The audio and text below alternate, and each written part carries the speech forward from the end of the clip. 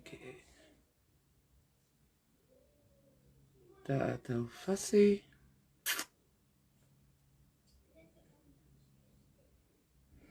Tātou whasi, ka toka hoa te tau ki laivi.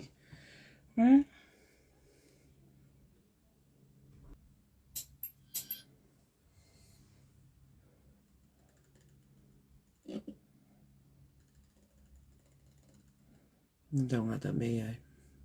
E tau ki whasi, he koe pōwhala i te maha ku alu e tau kau tā mā Eva. O what ana e. Anyway, welcome to another live ai patoa New Zealand International.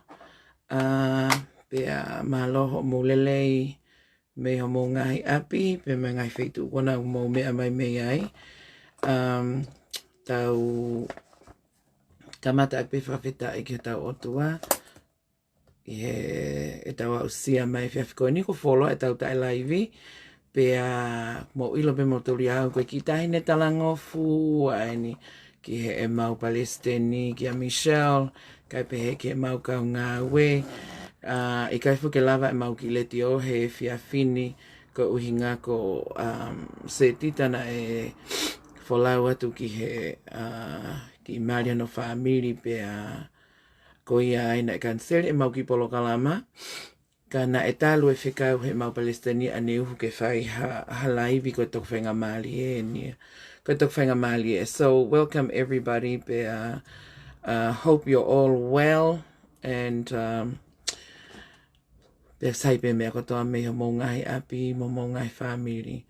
Oku tau whatulou pe i he tala malu e whanua mai lotu kai ata ke whai e tau whangaki polo kalama koe nuk whai et koe me heni taim lahi fok whaangalo ai ngai whakatapu e koe uhi ngā hei koe whai he take. But anyway, okay ke tau whaamu ui ngalo he taimi tau whaamu ui ngalo he taimi lahi ka ku ikai ke tuku ai e tau whaapa mo e tau kei tau he tau mau luta koe ni e tau ngahi nofa whakatonga. I ene behe o ku lahi ai ngai me ke whai kia tala noa koe uhinga koe i he malae koe ni o politikare tau o si ilo i pena e osia te wikeni pea mo e whakapasi e tau patseti pea o ku whamalo ia pea wia he lava mea mai a e whakafunga kotonga tapulu aki o whai hatala noa ki ai i he mau ki leti o. Ko mau tolu ko tau koina o te eki ke mau mea koe koe ki ai ne mau polokalamat ki mau tolu ane po pia mo Siaosi Pohiva ke tala noa ki hana whakapaasi ko ia o e patseti o e wanoa taha wanoa. Anyway, koe ka mea e ke whai whakawhia ka koe lahiange tau noa, ka lahiange ia e tau whemahi no aki, ke ngahi ngā unu, whakapolitikare hoko iho tau ki whanua. O ko first start off, moi foi great news kon ko ilo pena mo mea hake ke pēs koe ni, pe koe pēsi koe patoa New Zealand. Ko nai whai e mau whiri lakanga, koe haupe ia ai taimi koe whiri lakanga whakatau.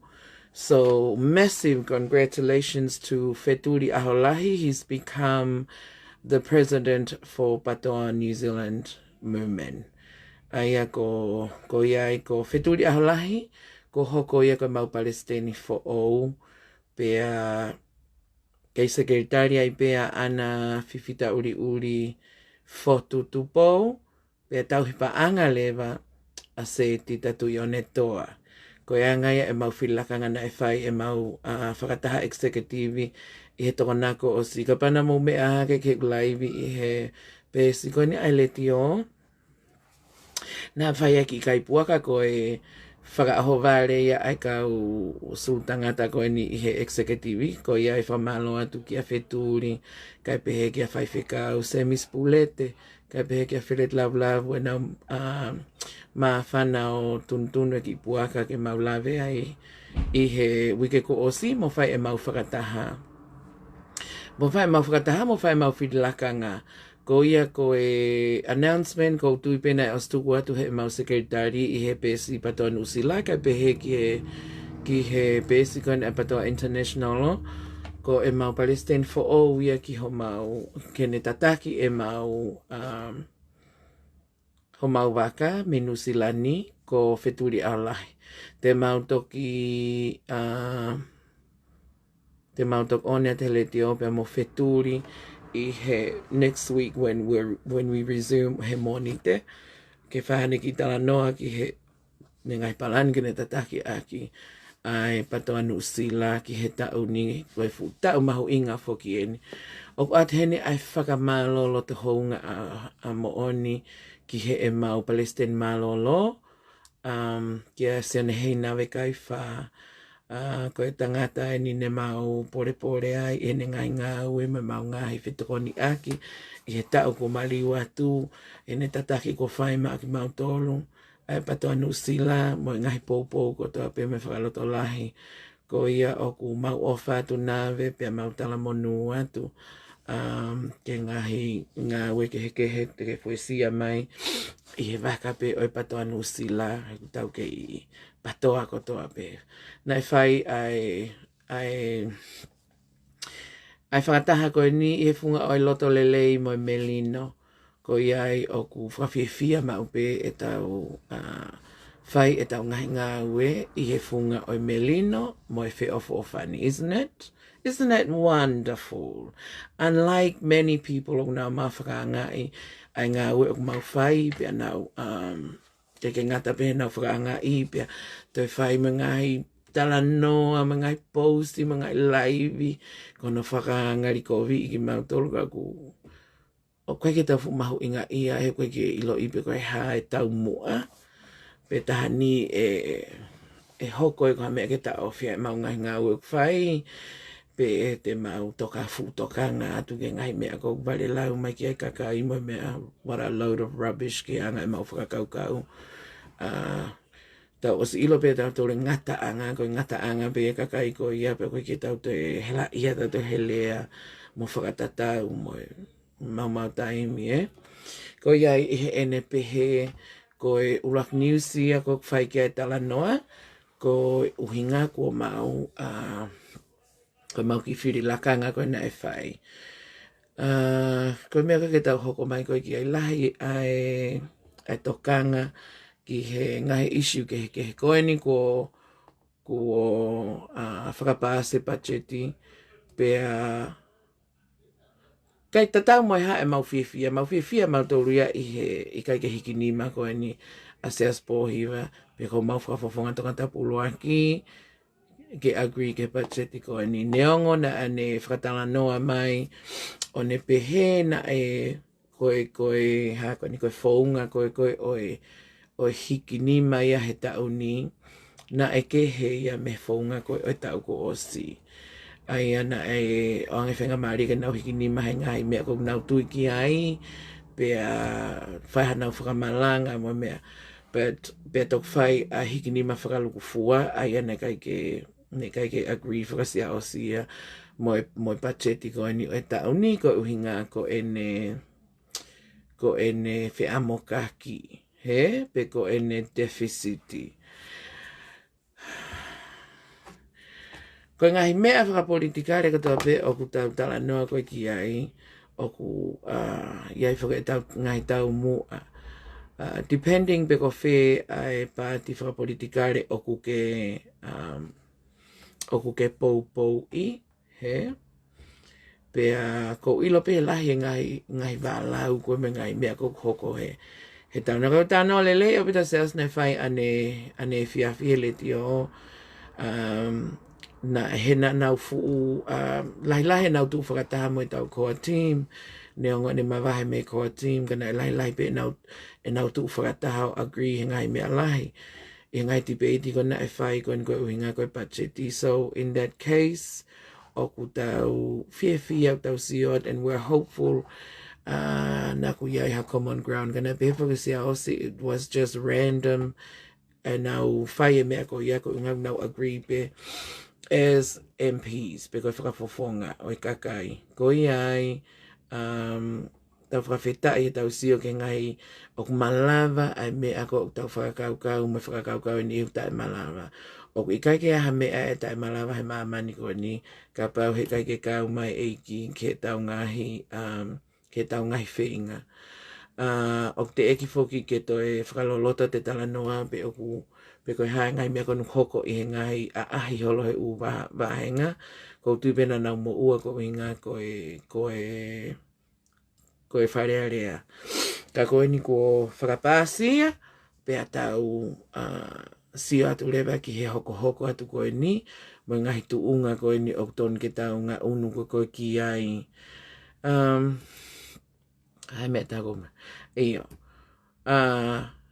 Koe mea tāna tina e whaike talanoa, na mau talanoa whoki ane awhi, pina e whakatalanoa e tahine whaiongongo se tita.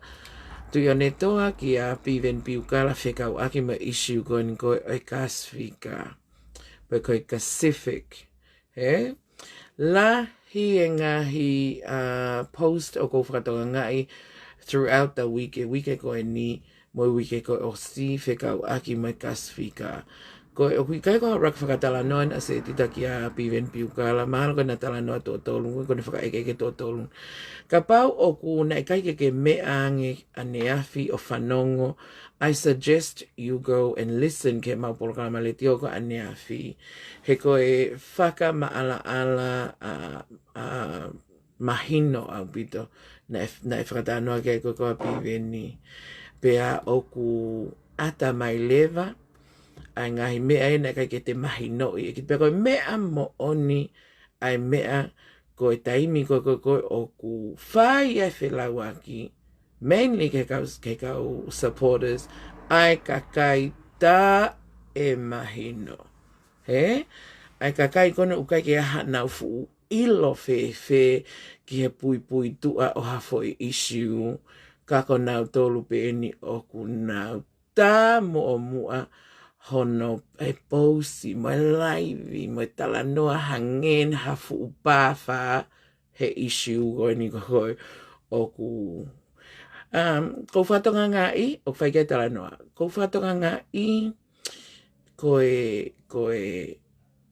ne whai te whakatanoa ki mua faka'oaki mo taimi koe when you're ambitious, he? Wai kakai ni ihi o nau matu ak whingai mapena turu ke tamate, they don't care who they step on. Ke nau wau ki fo i tau mua koe o nau wau ki ai. Pa kou seaga ki mahaki ak lahi kau patoa ni, so-called patoa, nau talag nau patoa. He? Nau talag nau patoa koe kia hame e whaika ko nau nofu peo. O koe issue lahi eni ai kakai ni ihi e nau whehia kia piven piukala koe uhinga koe ni association mo Siaosi. In that case, o ko fakatokanga'i he tālanga ko meni ngai posi mo mea ko tō pe negativi ke tau kau whafonga. Not just Siaosi, but mainly about Siaosi. Koe mea whuke ke fakatokanga'i he ko Siaosi ko e whafonga. Pe he kai ke toi lawang e au ke toi lahayang e whakasio mo whakaata ha mea tala noa ki ha whakafofonga ke i he eku whakafofonga. Koe issue lahi taha ni faka'oaki me tala noa koe ka Siaosi mono tukuiwa Siaosi. Koe uhinga koe ne friendship mo piveni. Mo e ngahi asosi o nau nofo pena tolu o poposi pe hange koe o nau awanga. Hange ko nau puke he awanga hono ai koe a Siaosi mo piven piukala. Hange hafu mea kovi. Ka pae whakafoke tau whakakaukau ko piven piukala na e ka pau o nau hanga pehe i a piven. Hana kai nau lau pehe ka piven e taimkona kei mo uia tangata eiki. Ki he ene association, close association mo tangata eiki. Koe taimini ko kovia piven. Pa koe mea kou whakaori. Koe ngahi mea koe tuku aki. Ka koe taim kou tānoa piveni, koe te lava taha ia tala noa atu. Koe ki whakawhehu i ia, koe i lava mo ia. He, koe inga tala noa, he koe fo isi o lalo mo oni a kakai nau kutu koe ni e nau whakakaukau. O koe ke hana i atamai o Siaosi Pohiva tapuange mo ia. Koe mea ko toa pe whakarere piveni pia mo tui wata. Masi i koe hai kaunga piven mo tui wata o ikai ke na kau, o kai ke na whakafofonga. Nofo pehe foi poini ko kou sio ke lahi tālanga ko koe mea pe ko upousia ke koe ngai mea koe ke negativi ke Siaosi, pe whakariria ka Siaosi, koe uhinga, koe sina o piven piku alata po moia. O ke ilo ko ne ospe a laivi ko ni na ulere mataki a wapongpongi, talan pehe koe uhinga koe ngata anga pe fokia. Koe foi ngata anga pe ia. Hange kon koe hau na piven ko o tala noa koe ane afi koe faka'ono'ono kaswika. Ka te siot ke mahino koe na e alu ia i hana whatongia ko ia na koe sea ia poate. Pe almo e tu ni liava koe unga koe si iyo. Na kena ana to koe unga koe whare area. Koe uhinga koe whare area. Hange koe na uhanga ko ai. Lahi e confusing me tae mahino pe lahi me whakaori. Ka koe ne maala mai koe isiu koe pa te sio atu koe ke kakai koe nau mai koe faka'anga'i. Ka pau pe mai a piven piukala ke spela nge satellite, a satellite pe mai ke sipela nge hangai mea ne ngā ue, ngai terms koe ne ngā ue. Kai ke lava alu ki kau whakaanga koe nung nau popos koe mo laivi, ta ngutu halai peri, pe koe kūkolo, o whei ngai ke. Spela mange kaswika, Tau manatu tautulu ke taimi koe na ita kakaitonga koe ni koe he whakamau i he World Cup. He kai koe ke oange foi poini e tata o koe Iuvi'ivi'i. Mantu ana e pose toko taha koe kumia he toko taha tonga oku i he kūkolo. Oku nofo i whee ai whakamau whakatonga. E tatau tofu pe mo tautau no koe ke issue koe ni. Koe kakai koe nung nau whai koe ne whakaanga.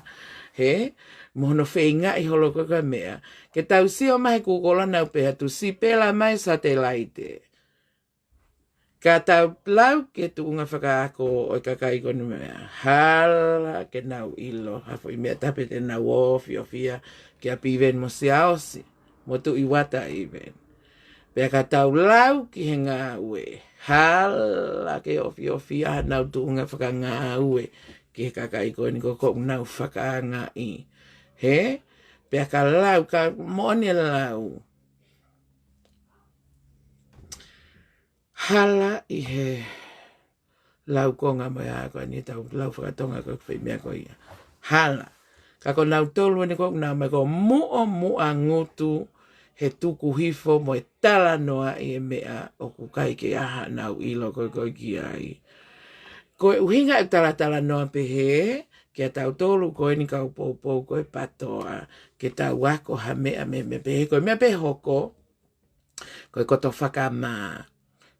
Fakama ta'aki a kei pehe kakai, o tuku hifo i pehe koe, ho wheng ai mau pehe ke tau ilo, ho tau limiti. Tau ilo mea au tau lea ai, ke tau ngari poto. Tau ilo hifo kita. Ke ikai ke te lava o lea ki he moe, he oku te whakalanga lea. Ka pau te iloia wha o te tuu i he tuunga o e whakalanga lea, ka te ki isi pa hifo lokai ke te ngari poto. Tau osi ilo pe, mo osi ilo pe, mo hau pe ki he ngai pesko e patoa o kata ai. I he sio ke ngai pou si mo ngai takai holo. Ko e kau whakanga hala ke hana o whiofia ke tunga whakaako Siaosi, ka pehe tunga whakaako piveni. Hala ke hana o whiofia e tunga whakanga ue, pe te nau o whiofia ka mea. Ka oku nau osi nofo pe nau tolu, mo one lau koe haa ko hato toki i tāputa. Nau osi pe he pe e nau tolu koe at ko haki toko ua mo haki toko tolu, o pe hatu malo ngā ue ko ia mo oni koe, nau osi pe he nau tolu koe toto atu ia. Ko nau osi Iuvi'ivi'i rewa, ko te tope ko pe he, pa te ilo pe ki taha to ai nunua ko taimi ko te tō ai hono whakaikeke i mai kakai pe ko o mai kakai e false hope ka kita. Pea ngalo lewa ia kita ia oku te ware kua. Pea vaere mangalo le Fai'aki taia o te whakalanga rea. Pea ngalo le Fai'aki taia e kata mai a mamani mo kakai tō lahi. Pea ku hau ena kau ware kua ia, o nau hori na tukana hanto tau te e kakai koe na he la ia nau mātua, hono a ko'i nau tuke nau poto. He, hange ina nau kata i mo manu ki e nau tula ai kakai koe na nau ako. Ai kakai koe na nau ko whinga malohi ako ke nau o ke hatu ungang nau iai. Koe, mamani a whe o tau tari ke tau hanga he e kau whaha, mo e kau whakahihi anga, o tataki holo mo nau hanga. Pea koe mea taha ke tau sio kai, ka pau te mou sio lelei, o whadline, ka pau te mou sio lelei, koe kakai kono una ma whakanga lahi taha koe mo mea koe, koe kakai pui tu a whakaori. But they like to get onto, okay, now, ai mahai whangar ko vi hai, ai mahai whangar ko vi hai. Ko mea ko whetata noa, ko whetata noa fulahi au pita. Ko mau tōlu lahi mau tā hono tā palasia ki mau tō, especially e mau ki kau, ki timi kon leti o, ki mea se tita, ki a Ana mo Michelle ka pehe ki au. But especially au. He? O koe ke whaingataa. O koe ke whaingataa. Ke te hau ki te hainka koe. Ai koe ke whakatatau atu he te atamai tatau me kau lau mai. Pa te alu ki ta ai e tā ni koe lau mai. E tuku ai e kuhau o marimari a te leti o. Pe tuku ai e ngau e asetita. Pe masi vai hataha. Pe ka pauna koe lau mai. Mahalo kou tui ke whakatotolo i nāk mawaki silini, Nāk mawaki silini e whakangari kovi. Mahana aku mawaki sie ke pe mawa nau mea lele, pe e to e mahin guarantee mai ai e lele ia e nau mo ui hato e tau ni manoa lo atu.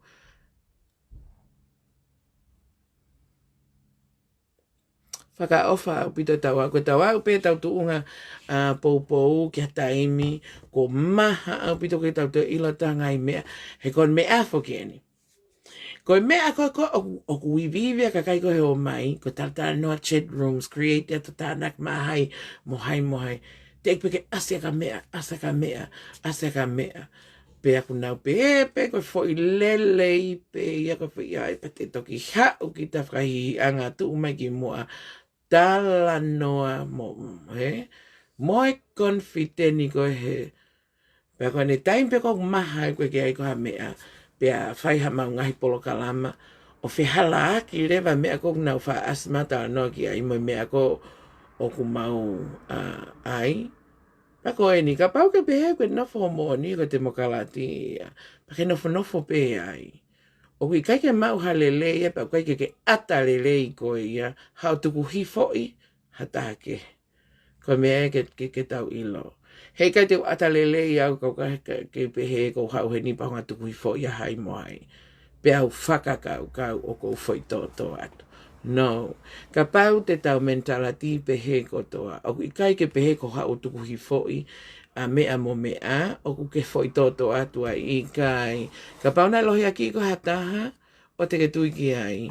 He ko mea peo hoko foi hingoa, hange ko sinlau mohina, hono whakakata aki koe he kakai toko lahi. Hono whakakata aki koe he kakai toko lahi.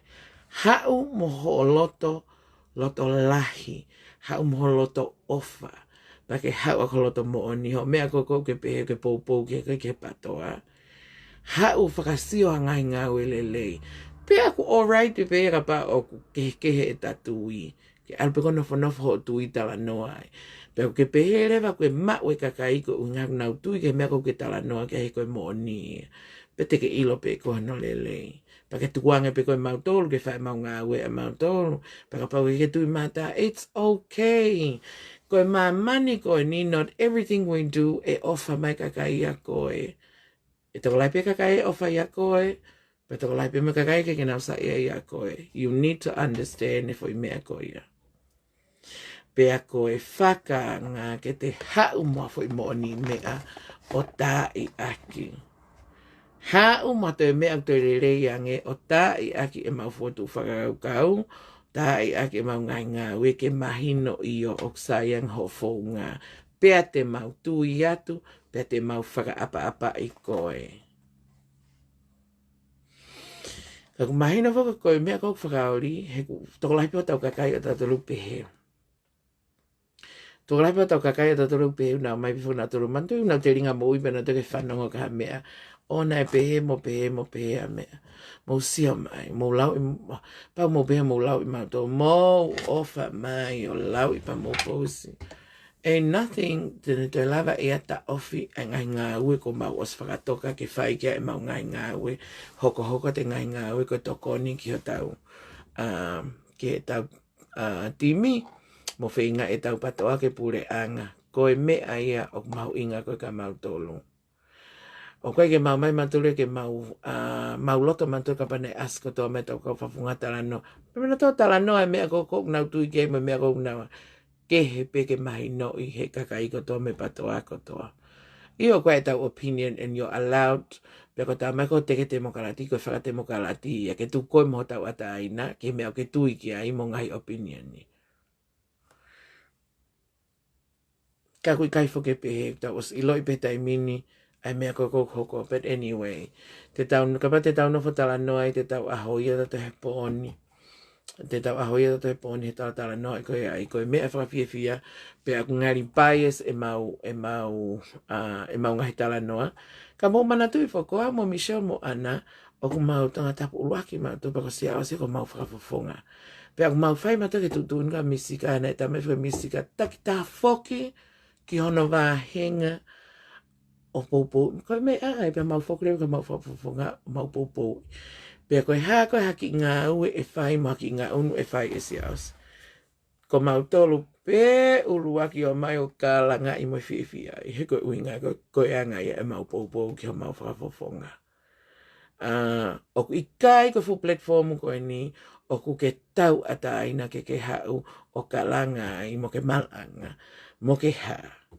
Whekauaki mo whakafofonga. Koe mea kou tau fakafepaki'i ai, koe toi o ko lea taka I holo. Koe kai koe ke mulawa pe motolo, o tala noa pe I hangai mea positive ka mo whakafofonga ngai mo'oni mea. Oa te mo te hori mo tolo ke mo tā mai ke mau whakafofonga. He koe mea tau fakafepaki'i ai. Pe tau nofo tato whingai, hangai way forward me lere atu koe ni. Ko uhinga, ko e tau mua ke tau pure anga koe Novema. He ikai lava he ngai posti mo live I a mau tolu. O whaiaha ngā ue ke ngā unua ha mea I tonga. Nothing. Whai pia ke hau ko mo ua he tā e relo I a mau tolu. Pe ata ku mau o alue mo finemotu'a ko ngā ko mo ua ko he itama I mo ua. He ngai mea ke he uwhangai whatapu. Taki taha nofo whae ne pou. Pea o kai ke more ha mau tai mi ke mai o malanga I mai ha mo ngai fakafepaki'i mai he ku I ku pe ko kota faka'aoni. Mo mai mo to ke tau no pe tato he tau reti o RTTI o whanongo hiva pe TJ kona se ti ta mo tau fia mo tau whanongo o tau ke ngai mea ngā unwha politika re o whai ha tau ngai fotu fakakaukau mo fotu ngai ngā ue ke tau ngā unu ki mua. Tuko a pito e nofo mai a whitaaki mai he e mole. He te mole ho mou ea kou taratuen ki ka umau e mai kakawa. Ko e whitu uia ko ulaku tō lahi mai kakai ko e nau lau me ka mam. Mole ho mou ki ea he pousi. Pea mole mo mou ea he laivi mo e hāfua. I lai tango rotanga mou pehe mai ai, mau pa e he at mato haturi ki o kata tua I o inu kofi mo kai mo ha mo tala noa. He kai lava e he whakangari kovi'i, ke ne hanga tu usi pe tene teitei lava, o whenga I ha mea hawa koe ni e mau ngā ue, a mau tolu koe ni e staff e RTTI, ka pehe ke kau admins koe ni ai international, Pea pehe foki ke patoa nusila. Ko mau tolu fu mau nusila ni ko toa pak mau patoa nusila first. Na e tok fukotu pe patoa international lo. Kono kore i mai koe ke whinga i ha mea ke kau ma Amerika mo Australia. Pana mai pena tolu koe ke nau lava nau tolu ia ai mea koe ni pana ma tuku at pak tau ila pe tate whi ma tuku at koe nau ma tuku atu pe o kape mai. Koutou e kata pe au i he ngai foi kat, ngai foi o mai ko lau, mai ko mo kape mai e mau kauta mai ko nanau o mea. Hai ko nau te kape me nau tolu ata te mo ua taturi ai mo he tala vou mo e. He, paha tau ko a he, pata mini huk tau sia tato te ori e sio kai nau whanki lai vi mahange ko pehe mai mata, nau mata, whakataha me mona uto. Manatu. Te tau kei ela pe tato beautiful pe tu pe mo fai pe tau lai vi mo tau reti o. A te whamalo ke mo tolo mo wha tune in ke mau ki platform for oge ki leti o. Oku mau honga ia i ho mo ngahi offer, mo ngahi messages encouraging us ke mau whai ngā ue. Oku ai hakwani. Oku iai ai loto honga e te mau tolu ko uhinga ko motonga. It's been a month ko mahina pene taha lele e mau ki leti o. Pea neongohono lau ko vi i mau tolu mo me a ka oku lahiange. Pea mau lahiange mau concentrate i ngai positive. Oku kai ke taha te mea negativia he tau leti o. Ko to kau pe negativia me i tua. Pea ku poloka foke e mau tolu e kakai ko ni he nau pehe e nau tolu ko whanau nau tolu ha mau mehe ki tanga. Ke nau ope whakangari ko vi in mau tolu mo pousi mo ha. Ospe kapa nau pehe te nau lava o mai ke mau pesi. O poloka i atu ho mou tau. Ke mou whautu ho mou mea ko na mou ai. Mou pesi ko na mou ai. Ke mou whautu rei ai o whai ho mou ngahi. Tō o ngange ko pita pua. Mo ono fo mau he mea ko na mou ai. Pea ikai ke mou lere whakangari ko vi i mantol mo kape mai. Pea oskapa mou pehe ko ate mou o mai. O kau mai ke mau pes leti o. Pe ko mau pesi ko ni tapo au pito ia. O kumi ho mou whae tangata. O kumi ha ane pesi. O mou alga whai te riha. O whai kia ho mou noa'ia. O ku uhinga hano poloka iat ho mou tau. Ko o mou rere mui, ko ho mou kape mai mo o mou ai mea mai. Pea mou peo nofo pe au rere a pe ai. Pea koe toko tolu me toko ua kona mou rere at ki ai nau rere peo popo i mou tolu ko meni takifia. O spe nau ko meni nau humai nau pespu loa te ko men taire te ko men pe ne pe whakaori he? Mea hoko. Mea hoko. Mea hoki kakai ko whakaanga pe he aki ai loto tau whihi a whakaori au pita.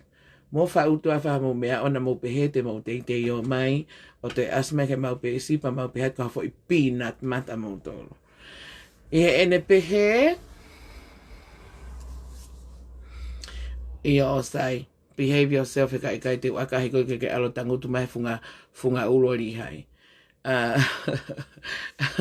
Ko ene pehe ko pehe ke tau ngata me iai. Ka toi hoko te tau me aka paupe ko e ofe tau reti o. Ko whanonga mai ki heni ke peokulahi lau me ka amulo sarine. Tuko mou lau pisi. O ilonga pe kakai loto rerei. O ke kia me e tuku lotoi. Ko ngai me e koe ki mua. Ko me e na tau fou mai ai. Pe ko tau ako me ai. Pe tau poto. Na a tau whakakaukau pe e a whē te tau lava o whakataha i e patoa. Te tau lava whakataha i e Po.Ko lope international o moi hāfua. Koe tū koe taimini o kui ai fufo i chance lahi. Pea o ku mau alau e mau tūre kau Po.Ko lope moi hake na o mai o tala no tālanga he mea. As long o koe ke hauanga i manu mo ke hauanga.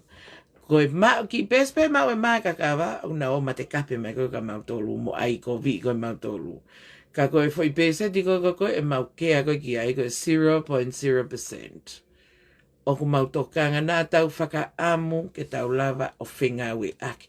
Taki tā nofo pe pou mo e mea kou nei ai. Ka koe whi o whani ko e patoa nā tau faka'amu ke tau lava whai ha mea pehe right before ai hākoani a election ni in November. And now o whakawhiewhia pe a whakalata ai sio koe ni ki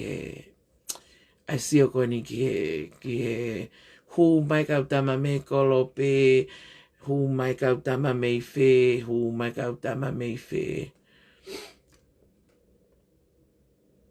Ko hai alisi a te hai. More tai mi whai tau. Anyway. Koe mea ia oku hakani. Oku tau fia ai. Ka pau oku ke patoa. Pa mō mai ke tau patoa. Koe patoa koe ke pilonge ke mai kakawa. Ke nau whai tutuni mai. Mou heke mo mou ha.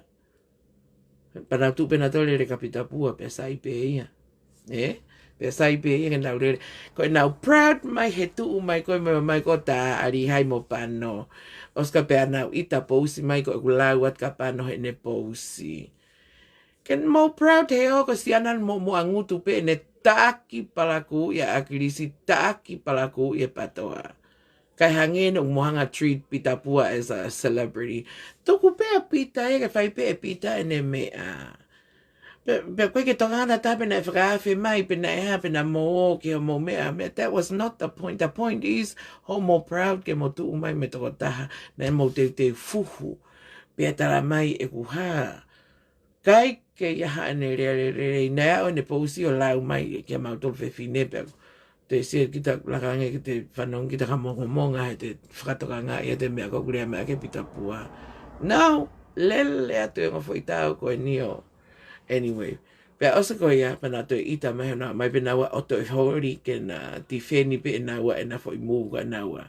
Koe ke kau mata ia maua, ka koe hamea mō kau holo ai a piveni mo mea na o henga atu mo Siaosi. Hamea mō kau ai a hai mo mau mea kou whai. Ka pau mō pehe mai o kai ke mau kau atu, ka hak mō vloto ai ke mō kau mai mau mea. Whakalanga rea, whakalanga taa, mo ne tau lau, whakalanga taa. Anyway, ko maulolo e tau tala noa. Ka ko hai whikai ia. Ko ia tau whātau ki coffee, inu ma tau whai waine, ko e Fute Friday. Pe aspaka pa tau mohe tala wau tau ahe, ko pinki ho tau kou ahe. Manatu, he ko halosaline na moa, lili na moa tui, ko ofat ka koe, pea e whekau e wheturi, mo e kautama ko ia, ko e tunpua ka hokori ne, raki alata taha ke o whakaheka mai koe, mutai mai koe ke hau ke tau kai puaka mo e mausi whakaawhaia tu o kai ke au mai ke tau kai he last week line e. Ofa ke taha kotoa pena and tune in, ofa ke mo mau ha good weekend this weekend. Pea, oh yes, Michelle, I already did the announcement. But, hagani. Ofat ka motolu, pea sanema ake will be at your house next week. We'll let you know when. Ofat ka koe pea mo melody mo family. Iyo, ko ia, mo rewa whai mea ka mo tala vou, koe mea whakatupu fo i lore ai loto lelei mo loto maa. Pea mo tala noa lelei mo whaakata mo ui fia. Koe mea whakakou ahe pinki mo mea whakatupu fo i lore. Ka koe mea whakatupu lau'i ki he kakai tola. Anyway, ofat misi mantu e tau kau meile. Na ui e au ke kau meili e tako ke kau meile. Mantu e tau kau meile. Ofatu ki he tahakotoa. We'll see you next time. E Michelle, pa o te ke wha lahi pui au ke laivi, ko uinga ko aluat pe laivi ko humo e tafuru. Love to everybody. Good night.